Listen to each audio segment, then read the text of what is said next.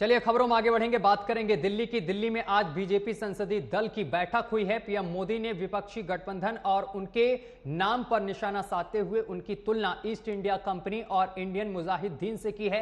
PM Modi ने विपक्षी गठबंधन पर हमला करते हुए कहा है कि अंग्रेजों ने ईस्ट इंडिया कंपनी बनाई और उन्हीं की तरह विपक्ष ने इंडिया गठबंधन बनाया है। उन्होंने कहा है कि अंग्रेज आए और उन्होंने अपना नाम ईस्ट इंडिया कंपनी रखा, उसी तरह विपक्ष अपने को इंडिया के नाम से पेश कर रहा है। पीएम मोदी ने विपक्ष को दिशाहीन बताते हुए कहा है कि विपक्ष ने मन बना लिया है विपक्ष में रहने का। वहीं आपको बताते चले कि पीएम मोदी ने आगे कहा है कि 2027 तक देश को विकसित देशों की श्रेणी में खड़ा करेंगे। उन्होंने यह भी कहा है कि देश की हर विधानसभा से एक अमृत कलश जिसमें मिट्टी भरी होगी वह दिल्ली लाया जाएगा और दिल्ली में अमृत वन का निर्माण होगा। पीएम मोदी ने बीजेपी सांसद को नसीहत भी देते हुए कहा है कि विपक्ष का काम प्रदर्शन करना है, उन्हें करने दें, आप अपने काम पर ध्यान दें।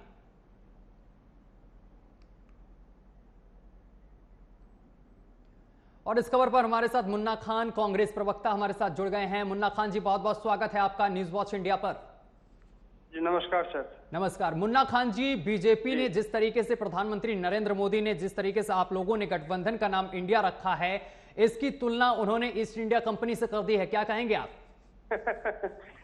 सवाल ये है सर जी कि ये मानसिकता दर्शाती है भारतीय जनता पार्टी को और प्रधानमंत्री के जो शब्द थे कि ईस्ट इंडिया कंपनी, जो नाम याद आ रहा था, मैं ये पूछना चाहता हूँ, उन्होंने कई नाम रखे, make in India, shining India, dashing India, पता नहीं क्या क्या इंडिया रखा, तब तो किसी ने विरोध नहीं जताया, किसी ने ऐतराज नहीं जताया।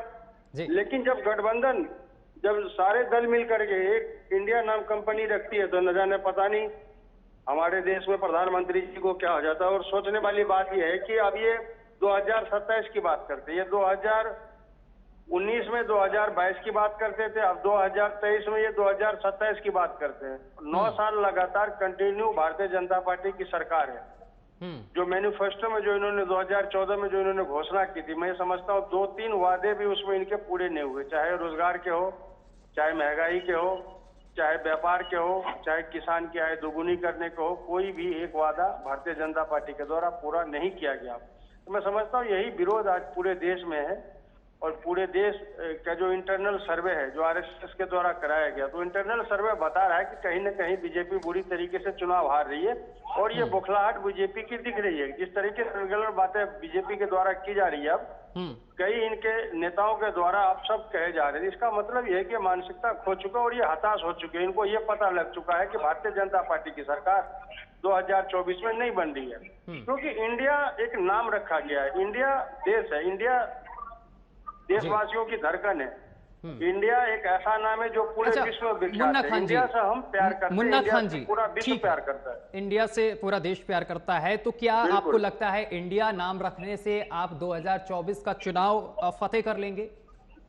नहीं, 2024 का चुनाव सुनिश्चित है बिल्कुल कि वो गठबंधन की जो जितने विपक्षी दल है वो जीतेगी, कांग्रेस पार्टी के नेतृत्व में सरकार बनेगी, ये फाइनल है। क्योंकि देश की जो जनता है उसका मूड बन चुका है कि अब इस तानाशाह सरकार को उखाड़ करके फेंकना है। क्योंकि ये इन्होंने सिर्फ जुमले दिए, इन्होंने सिर्फ सपने ही बेचा है पूरे देश में, और लुभावने सपने बेचे हैं, पेट भर के सपने बेचा है, सपने के सौदागर है। तो जनता इनके जुमलों को समझ चुकी है, इनके सपनों को समझ चुकी है। 2014 में 2019 की बात करते थे, यही देश के प्रधानमंत्री यही कहते थे कि आपने कांग्रेस को 60 साल दिए, हमें सिर्फ 60 महीने दे दो। अरे भाई, लोगों ने आपको 120 महीने दिए, आपने क्या दिया लोगों को? आज भी लोग ठगा हुआ महसूस कर रहे हैं। लोगों को, देश की जनता को छलने का काम भारतीय जनता पार्टी के नेताओं के द्वारा किया गया। भारतीय जनता पार्टी के गृह मंत्री, मुख्यमंत्री, प्रधानमंत्री सभी के द्वारा किया गया है। मैं समझता हूँ अब जो है 2024 में ये बातें नहीं चलेगी, 2027 की बातें चलेगी, न 2047 की बातें चलेगी। आपने देखा होगा पीछे कर्नाटक चुनाव में किस तरीके से चुनाव लड़े गए।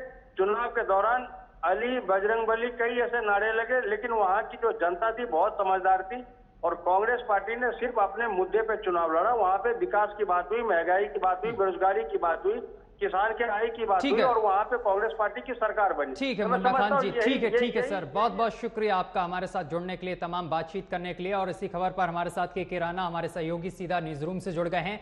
के राणा, जिस तरीके से इंडिया नाम गठबंधन ने रखा है, इसको लेकर लगातार बीजेपी जो है वो आक्रामक दिखाई दे रही है और इस पर सियासी जंग जो है वो छिड़ गई है। इसी को लेकर प्रधानमंत्री नरेंद्र मोदी ने जो विपक्ष का गठबंधन है उसका नाम इंडिया रखा गया है, इसकी तुलना उन्होंने अंग्रेजों यानी कि ईस्ट इंडिया कंपनी से कर दी है। देखिए सत्यम, जब बेंगलुरु से ये नाम निकलकर सामने आया विपक्षी दलों की बैठक के बाद कि उनके गठबंधन का नाम इंडिया होगा, उसके बाद से ही इस बात को लेकर तमाम कयास लगाए जाने लगे थे कि आखिर इस पर सत्ता पक्ष यानी कि बीजेपी किस तरह से हमलावर होगी।